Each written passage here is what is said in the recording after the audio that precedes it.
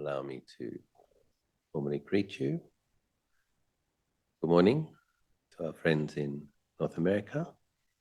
Good afternoon to our friends in the UK, in Europe, in Dubai. Good early evening to our friends in India. Good evening to our friends in Thailand, Malaysia, Singapore, Indonesia, and Australia. Nice to see your faces. Hope you're well. Ajahn, question 1. Dear Ajahn, out of the 37 wings of awakening, wisdom appears only twice.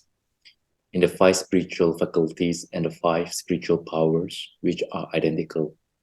Wisdom is a very important faculty to any progress on the path, at least for me. Do you have any thoughts on why wisdom is not mentioned more often in the 37 wings?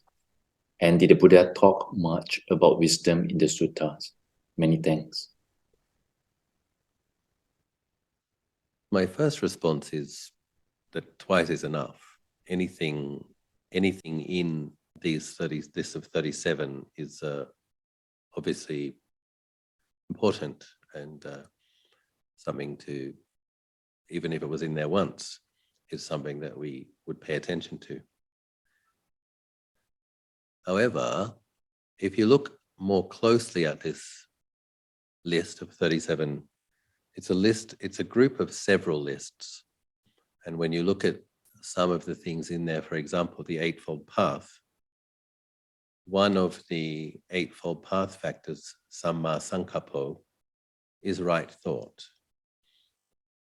So this is, I would say, very closely related to wisdom. I think one of the reasons the quality of sati, for example, is mentioned more often is because sati means mindfulness. If you don't have a good presence of mind, if you don't have a good quality of presence of mind, you're not going to be able to keep an eye on the quality of your thoughts. And I think there are phrases where Lord Buddha says mindfulness is the path to the deathless.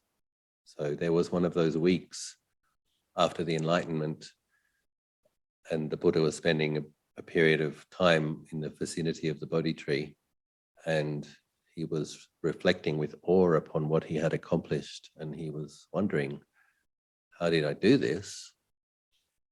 And he had that recognition, awareness. He saw that the 4 foundations of mindfulness, when cultivated, made much of, lead to the deathless and merge in the deathless being nibbana, the liberated state, the purified mind.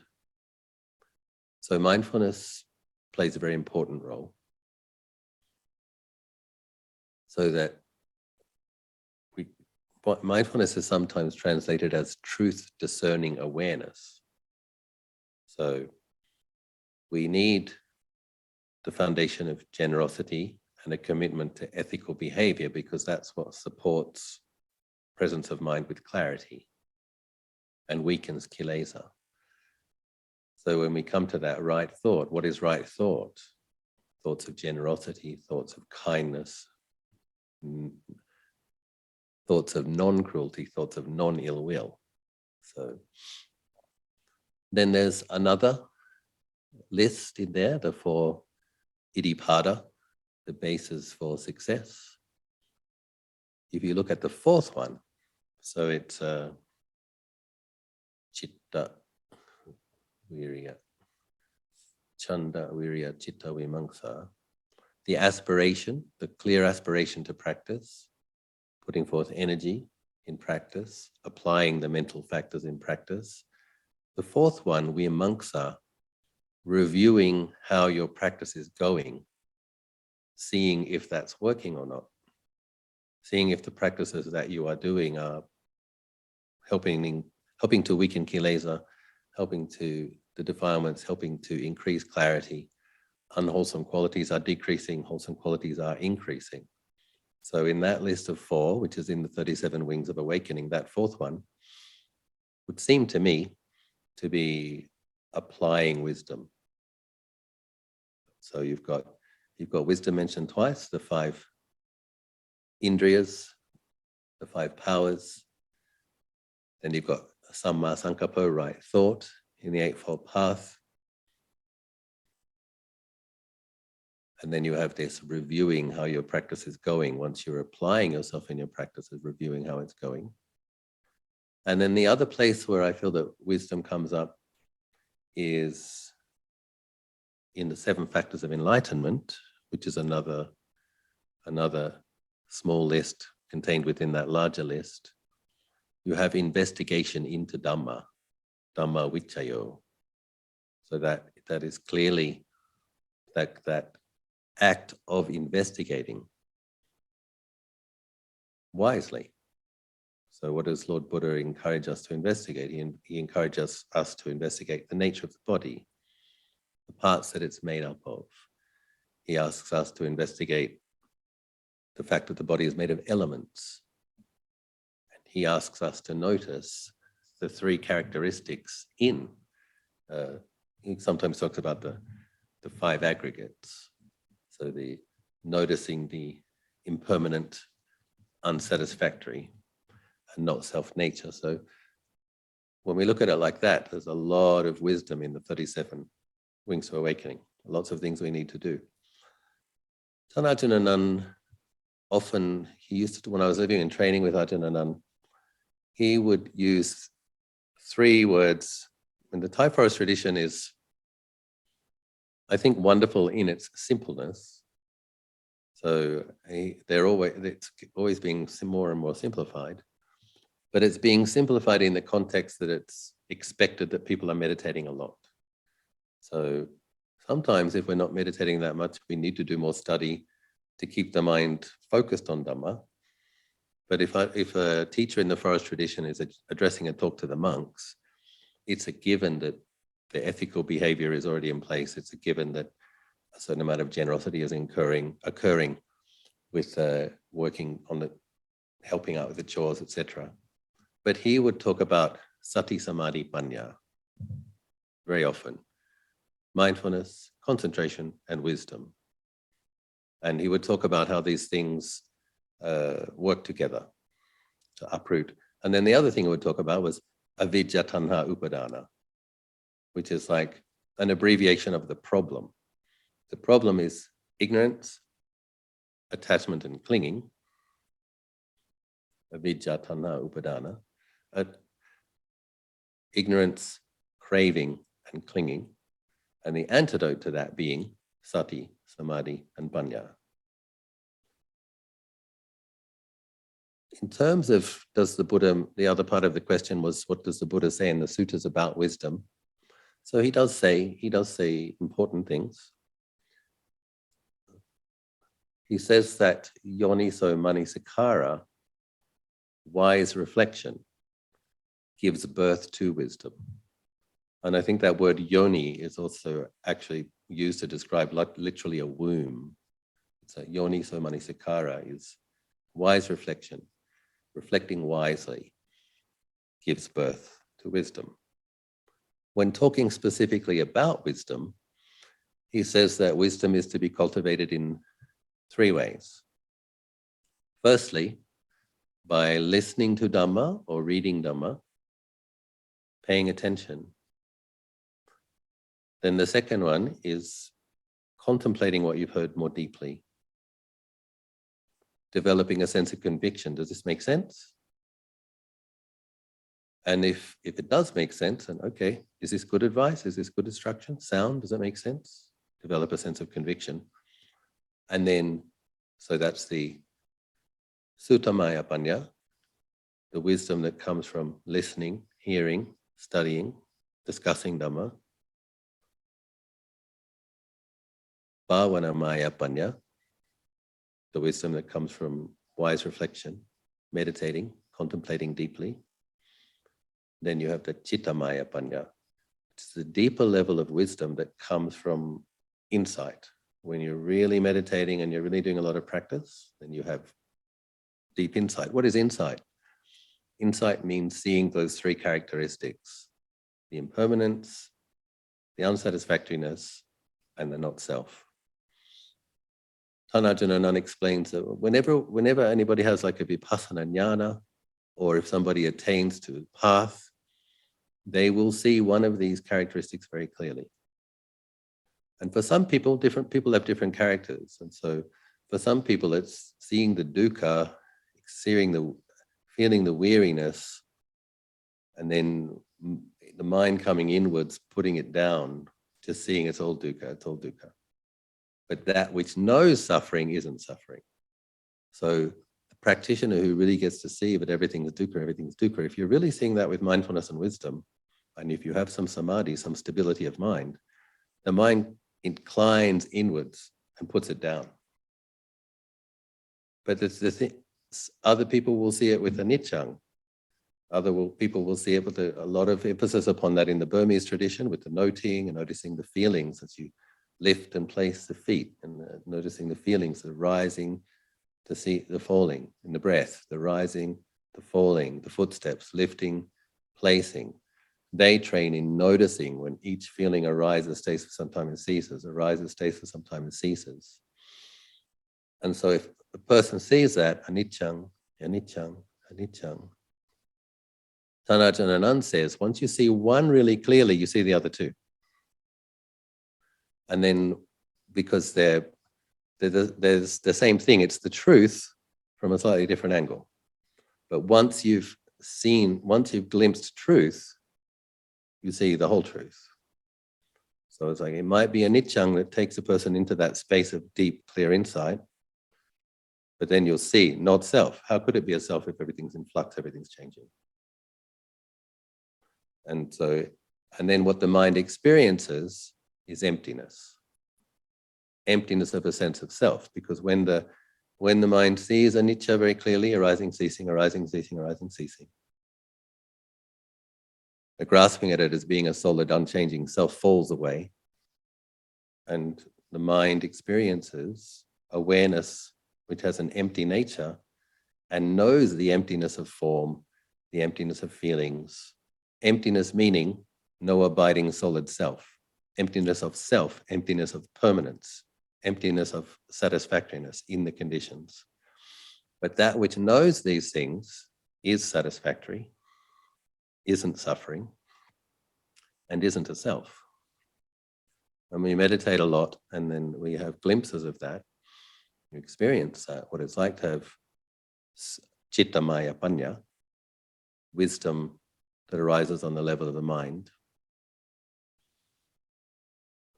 And most people will find that there's periods of time where they have more wisdom and periods of time when they have more delusion. This is a training that we're engaged in. Sometimes we're more diligent, sometimes we're more lazy, sometimes life is supporting conditions, other times life has more challenging conditions. And so Lumpur Liam, my precept, also says, sometimes there's more mindfulness than there is wisdom. Sometimes there's more wisdom than there is mindfulness. Sometimes there's more samadhi. And so this is the thing about mindfulness and clear comprehension. We're trying to be aware of what the quality of mind is, what negative factors are present, what wholesome factors are present. And we're always aiming to keep it balanced. So if it goes off a little bit, you try to balance it. This is where the wise reflection is very important. So have to keep an eye on what are the activities we are doing. If we've been doing something a bit too much and we notice that unwholesome qualities are increasing in the mind, so we have to have the awareness to know, okay, I need to do less of that thing. And I need to apply a reflective meditation, the yoniso manasikara, wise reflection, to bring the mind back into a balanced state. So if you're obsessing about the future, for example, a wise response to that is to contemplate the fact that you might die today. And we do this very sincerely, and it's not sadistic and it's not cruel, it's just what's needed. It's like if you imagine yourself keeping an eye on your mind as a bit like a 3-year-old child. If the 3-year-old child is running in the wrong direction, you've got to grab its arm and pull it back to safety. That's just the way an untrained mind is. And so sometimes we have to contemplate the fact And there can be some resistance in the mind. The mind can be, no, it's very unlikely I'm going to die today. And then you have to challenge that. It's like, really? A lot of people die in their bathrooms. And most people who die in their bathroom didn't know that they were going to. I think it's right up there with car accidents, death in the bathroom. And it's partly because people feel so safe. They feel so safe and they're so sure they're not going to slip over that they don't pay attention properly. And they're surrounded by all these slippery surfaces and hard surfaces. People fall over, hit their head and die.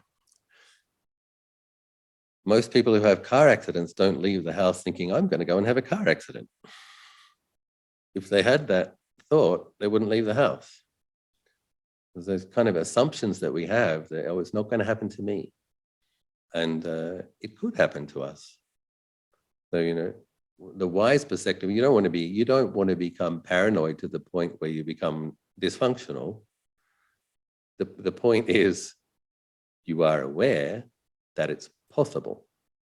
And that awareness that it is certainly possible tends to have a sobering effect on the mind, and it tends to make tends to make us more heedful. It tends to help us focus more clearly where we should focus, and it tends to help us not be as lost in things that we shouldn't be lost in. It's a very powerful. And speaking of things that Lord Buddha says with regards to wisdom, he does say that death reflection, marananusati, is a practice that increases wisdom. So this actively contemplating impermanence of the body, your body, conventionally speaking, is weakening the latent grasping at it as being a solid self, and is making that deeper vipassana level of insight into not self more likely. So it is a practice that we do to increase our wisdom.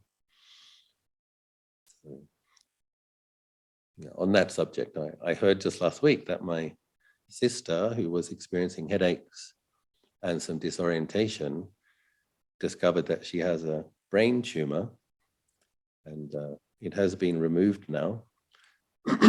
But it was of the type that is very aggressive, and it is likely to grow back. So my sister we will dedicate this Dhamma reflection to my sister Jane, the merit of my sharing.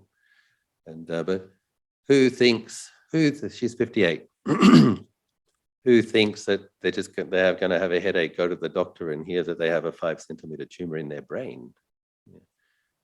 We assume that's not going to be us, right? But it happens to some people. And so this is where the awareness of impermanence helps us focus. Very, very helpful. We practice awareness of death in conjunction with metta because we need to have a functioning foundation of well-being in the heart to be able to take the bitter medicine in a way. The metta is the sweetness and the pleasant abiding that makes it possible for us to contemplate how wearying all of these unsatisfactory conditions are. We need to support the mind in that process. So death meditation, contemplation of the body is always taught in conjunction with loving kindness practice. So, and that's the thing about the mindfulness and clear comprehension. What are the qualities present in the mind? If we're experiencing a lot of irritation, we're experiencing a lot of ill will, increasing levels of anger, hatred, we need to knuckle down and do the metta practice so that we can bring the mind more into a state of balance where we're more likely to be able to contemplate not self. So when I come to do my sitting, I just have a bit of a look in there. What's present in the mind? What's the main hindrance that's present? What are the kilesas that are present? And then I will usually start my meditation practice with metta. But if the sensual craving has come up a bit, if it's getting a little bit unruly, I will contemplate the nature of the body, contemplate death and impermanence, bring it to a state of balance, and then abide, observing the breath. So we use right samma sankappo, the factor of the Eightfold Path. We use right thought to bring the mind into a balanced state so that we can abide in peacefulness. Another important thing to remember in the terms of the process of deepening wisdom, my teacher and I, Ajahn and I both in general think that it's really important to experience some peacefulness because it allows the mind to rest and gives some mental pleasure, brightens the mind. So some people are a bit scared of getting attached to peacefulness. And I personally feel that we all need to have some peacefulness. It's something that we need. So if the mind is becoming peaceful, allow it to be, enjoy that quality and acknowledge it. Look, this mind is actually capable of being peaceful sometimes. How wonderful. But what we do is when the mind comes out of its naturally peaceful state, most people will have the experience that it goes in 5, 10, 20 minutes, the mind will be peaceful. It will move from that state naturally. That's a really helpful, really skillful time to do some investigation. So it's when the mind moves naturally from its peaceful state, it's got more presence of mind, more clarity, more energy, less distracted thoughts. So if you have to have enough mindfulness to know samadhi's degenerating a little bit, the mind's coming out of its peaceful state, there's mental energy now. We try not to let it fall into fantasies, thoughts about the future. You can have great proliferations at that point in time because you've got this extra mental clarity. But what we do is we train. When I say great, I mean fascinating. I don't mean great in terms of it's wholesome. It's like we notice the mind has more energy, it's coming out of a peaceful state. That's when you can have the determination, okay, now I really want you to notice the changing of the feelings in the knee pain or the shoulder pain. Apply that extra sense of centeredness and stability that you have to investigating the flux of feelings in the part that hurts. Because you can develop some really good insights after peaceful meditations. So it's not the time to jump up quickly and go to the fridge, check your phone and listen to your favorite song. You try not to go from a peaceful mind state and dive straight back into the world or dive into sensuality. You want to use that bit of clarity that you've got to contemplate wisely. So that could be the body parts, or seeing the body as elements, contemplating impermanence, or stretching your capacity at having metta and compassion. That can be a time when you could have more metta for the difficult people, when your mind's had some peaceful, you're feeling well, you're feeling okay. Okay, now you can spread metta to those people that you experience as being difficult, stretch your abilities, things that we can do in mental training. So I hope that something on the subject of wisdom has been helpful to you. May we all grow in wisdom. Thank you, Ajahn. Yep. Question 2, dear Ajahn. My mother had brain surgery to remove a lump in her brain 17 years ago. After a few months, she asked me, do I have cancer? I said no, knowing very well that it was a lie. Have I broken the 4th precept? My mom passed on 1 year after the operation. Thank you. I think this person knows the answer to this. Yes, you broke the precept. If someone asks you a question and it's a yes or no question and the answer is yes and you say no, and you know it, that's a lie. So, of course, there is a discussion of white lies, how much does a person need to know, etc. It's probably the case that you were doing what you thought was best at the time. But yes, it was a lie. When Lord Buddha talks about the training in the 5 precepts, he does talk about it as a training. So it's not like you take them once and you keep them perfectly from that moment onwards. You will break sometimes, although you try not to. But we keep retaking them. We're taking that as the standard that we're aspiring for. And hopefully you can keep that standard most of the time. and there may be the occasional slipping from that standard. And yes, that is a lie. So I mean, this whole idea of white lies, yeah, it is important when we're being truthful. You don't have to be brutal. You don't have to be harsh. So it is a trick to speak truthfully and with gentleness. And that's a bit of it's a challenge for myself. Even though I've been a monk for 27 years, it's still a challenge for me because I grew up in Australia, and Australia has this just saying it like it is, frank talking, the truth is the truth, this is the way it is, blurted out. And that's quite a deep conditioning. So I sometimes occasionally hurt some feelings by blurting out something which I believe to be truthful. And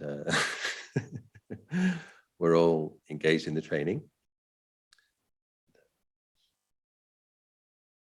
The thing about truthfulness is, the reason it's so important for us as Buddhist practitioners is having direct experience of truth is what is going to liberate us from all suffering. So we want to make as little karma as possible with deception, because whatever karma you make with deception, you are putting obstacles in your path to being liberated through seeing truth clearly. So that's why it's very, very important. And if you want to meet in future lives the true Dhamma, Satchatham, we want to make as little karma as possible with deception, because otherwise we might meet a impure or not, might meet a teacher who's teaching wrong views. So we need to be as truthful as possible. Question 3, dear Ajahn. If I pick fruits from plants grown on the roadside, am I breaking the second precept? I don't think so. I don't think so. Yep. So it depends if someone planted it and considered it to be theirs, that's when it's a thieving issue. But if something's growing along the roadside, and like in the walking paths of England, there's blackberries and things like that. I think it's fine to pick a blackberry and have a blackberry. But at the moment, we have a cicada invasion in the monastery. We have a lot of these kind of bugs that come out from the ground, and they make this noise all day. And there's a lot of villagers are sneaking into the edges of the monastery and catching them, because Thai people like to eat fried cicadas, and they like to make cicada chili paste. And they're so noisy, and there's so many of them. I could probably chase them, and I could probably scold them, but I've been noticing that I'm just not noticing. And yesterday, somebody put a bunch of fried bugs into my alms bowl. I didn't eat any of them, but my third monk did. He said they were delicious. So is taking insects from the monastery stealing?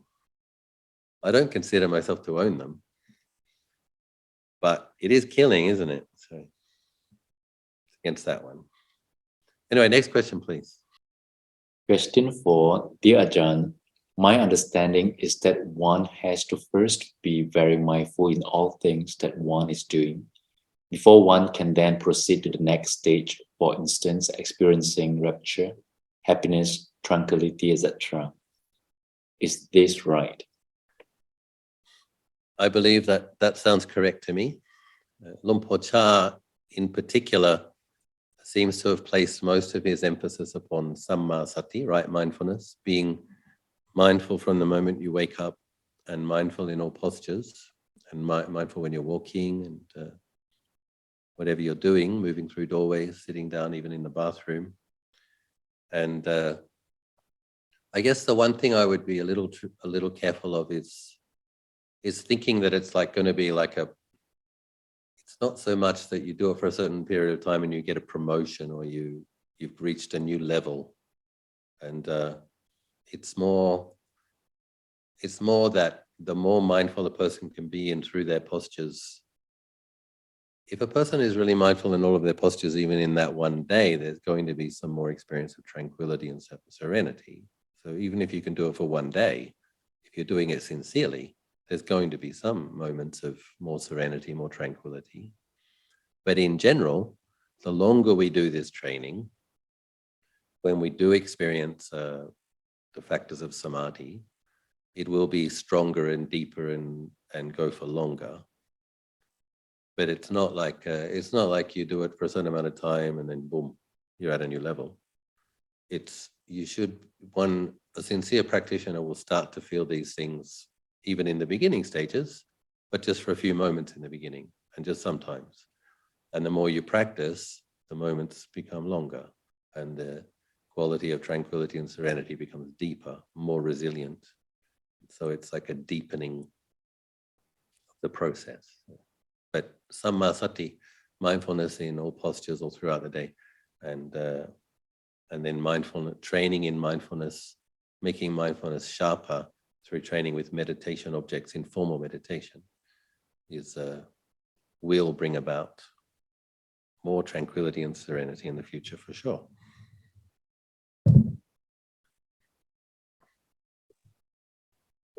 Thank you, Ajahn. Question 5.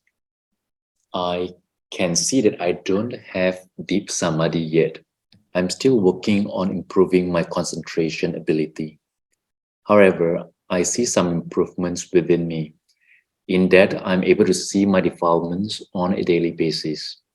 Although it's often in hindsight, after much reflection, then I will be able to see the defilements.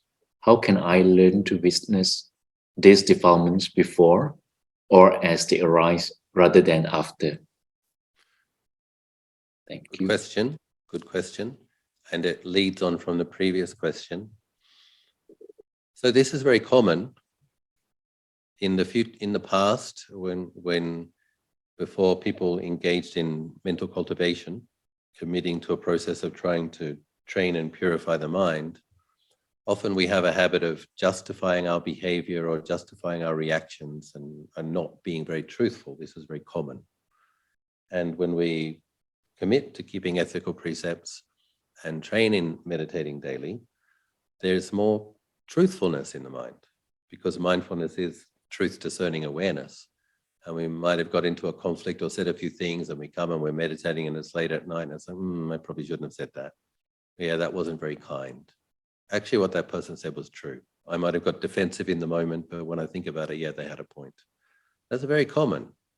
And it's, in terms of learning how to recognize when negative qualities are present, it's simply continuing with the training. And that's what happens the longer we do it, if we do it consistently. So you'll start to be mindful of your negative reactions or a defensive, not truthful reaction while you're having it.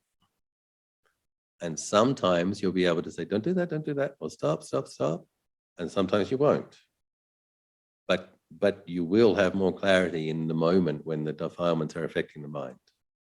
And it can be, a painful, I would even say humiliating experience for meditators when we become truly aware of how much negativity affects our minds and how much we delude ourselves and how much we justify our delusions and how much we haven't been truthful about them. When we really see it truthfully, it's humiliating. But we need to remind ourselves that it's a very good thing. It's more clarity than you used to have. And so we have to remind ourselves of that, and we have to be confident about that. There's a saying, isn't there? No mud, no lotus. So purity is born from impurity.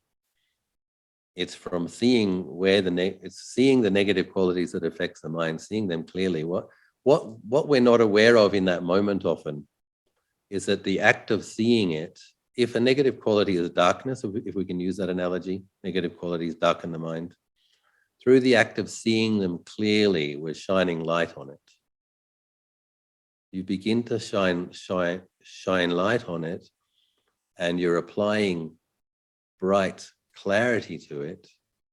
And you can't quite feel that in the process, because it's like you've got this magnifying glass and you're having a close look. But you can't see that that magnifying glass also has a light. And then so the long-term effect of this is that that negative quality is going to get less and less and less, because it's being contained by the mindful knowing. And we can see it's tricky, because the sensitivity gets heightened and heightened, and we notice more and more negativity. But the level of negativity is actually getting less and less, and it's being contained. And it's the kind of thing that you'll notice after a period of years. It's like, well, actually my speech is better, my behavior is better in general. And I recognize these things more clearly. And then as we get more developed, like I noticed, I was very close to several of my teachers in the past. I'm still close to several of them now. And I noticed that my thoughts would be quite unwholesome around them as a young monk in moments. And I would be embarrassed, because some of them have mind reading abilities. And but there really wasn't much I could do about it. And I was just like, as long as I'm not saying it, as long as I'm not doing it.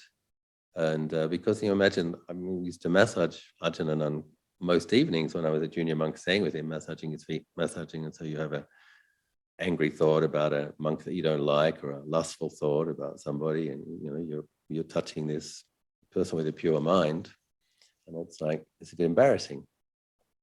But then you remind yourself that, well, he's seen it all before. It's not just me having these things. And but now, 27 years into the process, I'm not saying I can do this all the time, but I can definitely do it sometimes. Sometimes I can feel a negative thought about to formulate in my heart area, and I know what it's going to be about. And if it's about one of my teachers, and I don't want to make the karma of having a negative thought about a teacher, I can stop it before it becomes the thought. I can feel it beginning to bubble, and I can say, don't, stop it. And it stops. Like I said, I can't do it all the time, but I can do it sometimes. And so the more we do this practice, you're recognizing, it's like they have a smell, they have a feeling, they have a tone, and you get so used to it. It's like a train and a track in the distance, right? You're walking on the train tracks, and you can just hear that little bit of a tingle, tingle, tingle, hum, hum, hum in the track. You can't hear the full freight train coming yet, but you know it's coming. And you can get off the tracks long before it, so the way one learns how to recognize negative qualities more quickly is, I believe, regular sessions of formal meditation consistently for a period of years. Then you'll start to notice it while it's happening, and you'll be able to stop sometimes, you won't be able to stop other times. Eventually, you'll be mindful of these things before it becomes speech, before it becomes action. And eventually, you'll be mindful of it before it becomes a thought. Sometimes. Ajahn, question 6. Dear Ajahn, recently when I brought my daughters to offer meal dana to an Ajahn in person, there was a feeling of inner contentment, comfort, happiness, peace, and joy within me. It was a feeling of deep contentment. If only I could feel this every day. My question is, were those feelings that I experienced like an absorption state? Thank you. Yeah, so I know it's the same person that asked these 3 questions, but 2 questions ago, when the person was asking, I'm practicing, I'm making my intention to be mindful in more tasks, understanding that tranquility and serenity and peacefulness will arise at some point in the future. And then the same person has gone to offer food to a monk that she has some faith in with her daughters. And she's experiencing tranquility and serenity. So it's not an absorption, but it may very well be upajjhara samadhi. Upajjhara samadhi means touching on jhana, touching on absorption, neighborhood concentration. So and you can see why, if a person has faith in the practitioner, if the person has faith in making good karma, if the person is feeling very happy to be able to support somebody who is a spiritual refuge to them, all of these wholesome qualities in the heart, then the mind can become very tranquil, serene, happy, glad, full with that wholesomeness. And it's not jhana, but it is getting close. And for a person who has that kind of character trait, like not everybody does, but people who are of a faith proclivity, and also people who have practiced generosity in the past and learnt to really enjoy it, which is a large part of Thailand. Thailand is famous. It's kind of a Dana Barami place. It's Thai people, a lot of Thai people love being generous and they really enjoy it. And it's very beautiful to see and witness. I experience it every day of my life. I'm very fortunate. So a person who has that character trait can recollect the times that they've made offerings. This is called chaganusati, and gladden the mind and brighten the mind and make the mind happy, recollecting those times that they made that good karma and visited those monks. And we can all do this, whether it was retreats that we did, monasteries we visited, pilgrimages we did, whatever wholesome things we did, we recollect that and we rejoice. We recollect that and rejoice. We recollect the merit. We feel glad. That can be a very good and skillful way to gladden the mind so that it's more content to then be with the breath. We can use thought in that way, wise reflection. That person may want to explore that as a way to speed up the process of experiencing more tranquility and peacefulness and fullness through gladness. Sadhu. There was one occasion when I was at Wat Nanachad and Ajahn Yanadhammo was putting some relics in the roof of a building in a chedi-like feature on top of a building. And I'd been involved in helping him with that relic enshrining ceremony. And there were some visiting people from California, Ajahn Abhayagiri, where Ajahn Pasana was the abbot at the time. And a really interesting thing happened. At question and answer time that evening, one of the American lay teachers or lay students said to Ajahn Jayasaro, I believe, I don't know about relic ceremonies. I don't know if is that really much to do with practice? How is that helping anybody? I just don't know. I don't get it. And Ajahn and Ajahn Jayasaro was like, did you notice that there were about 1,000 people in the monastery who were all perfectly silent, who had a mind state of reverence, love, devotion, respect, and were experiencing gladness?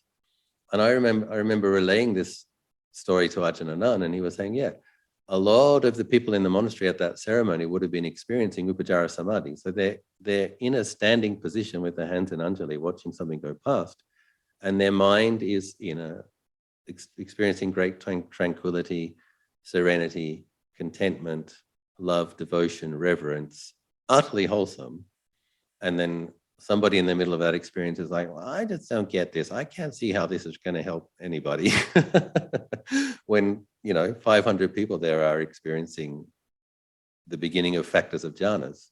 So anyway, I'm not being particularly critical of that person. We have to start where we start. We have to work with the understanding that we have. And it's good that he's asking that question to the teacher so that the teacher can mirror back to him. Actually, did you notice that the quality of people's minds around you was extremely harmonious and peaceful?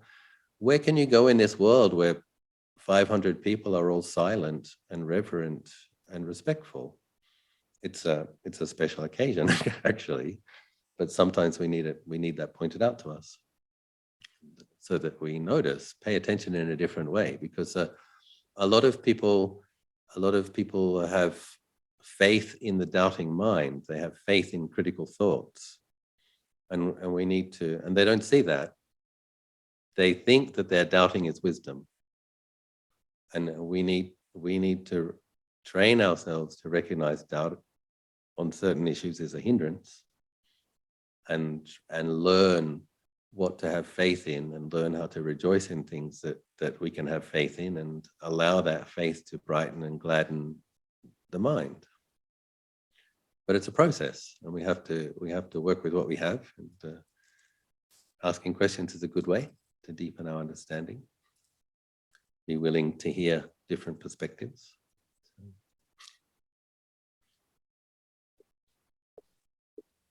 Dear Ajahn, over the years in my practice, I continue to struggle with my attachment and clinging to relationships in my life, especially my family of origin.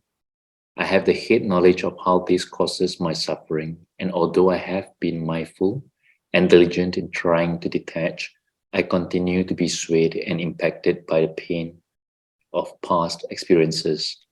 I'm also attached to relationships when they feel positive. Could you please offer insight? Thank you. Yeah. So basically, we all have a lot of attachment, and attachment to family is a big one. Attachment to country is another one. Attachment to cultural identity is another one. And you can see all sorts of conflicts that arise from these attachments. But we can't, in knowing that attachment isn't wholesome, and in knowing that we have it, we can't just decide not to have it. And unfortunately, it's being developed over a very long time. And so the training is about, when Luang Por Chah said a very interesting thing, I can't remember the exact percentage. I should review the talk. But I think it was, I can't remember. I think it might have been half of the time, 50% of the time. Forgive me if I'm wrong, but it was, just let me make my point. Half of practice is knowing what you need to let go of and not being able to.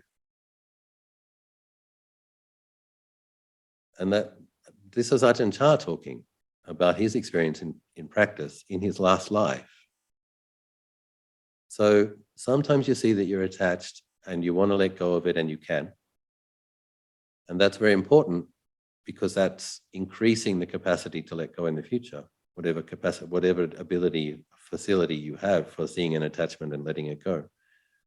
But when you see that something's causing you suffering and you can't let go of it, being mindful of that, holding that in awareness and wanting to let go of it, is actually laying the conditions to be able to.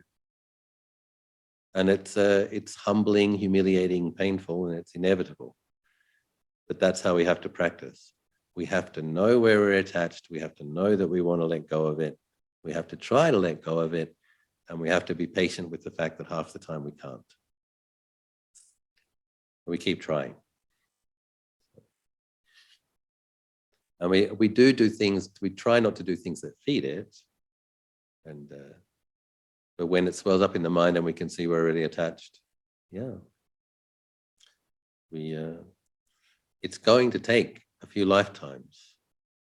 And the stage of having no attachment at all is the final stage.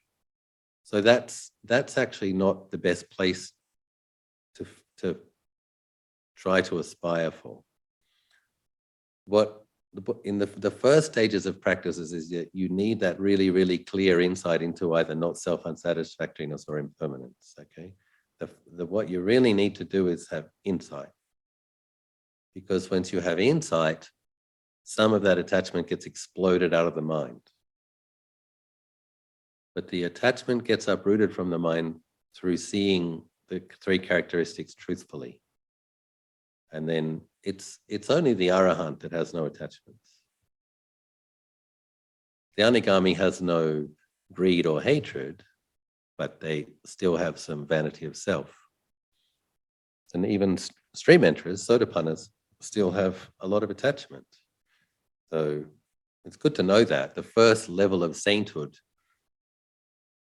still have lots of attachments, but they're firmly established in the process of letting it go, and it's inevitable that they will, due to the power of their insight.